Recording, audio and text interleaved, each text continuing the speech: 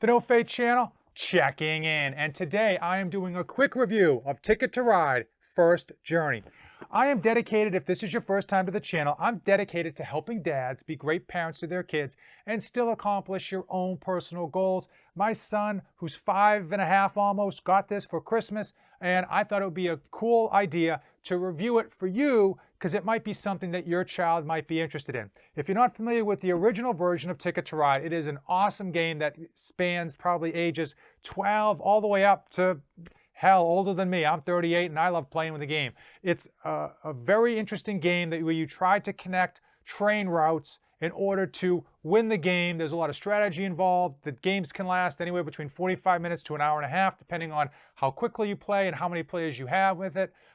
A really fun game, and there's a high level of competitiveness. You can kind of block other people's routes, and so obviously not something for a 5 or 6-year-old. A little too complicated. So what they did is they made First Journey. It is a more fun-filled, easy-to-play game version of that game. So how does it work? They basically took the board and they reduced the number of routes. It's the same size board, but everything just looks bigger. They made the game a lot shorter. The games last between 15 and 30 minutes, depending on how many people you play with and how good people are at playing the game. But 15 minutes on the short end with 2 people who know what they're doing. 30 minutes on the longer end if you've got like 3 or 4 players. In the original version of Ticket to Ride, it's not only strategy-based, but it is very, very competitive. You can cut off people's paths in order to prevent them from completing the route that they need to win. They took all that aspect away. It's still very much a strategy-based game, but a lot of the competitiveness of it in terms of like hurting other people's ability to finish their routes, they've taken that away, obviously because it's geared towards the younger ages. There are 2 ways to win. First way to win is to complete 6 routes before anyone else does on the board. The second way to win is to use up all of your trains, and then at that point, the person with the most routes then wins the game.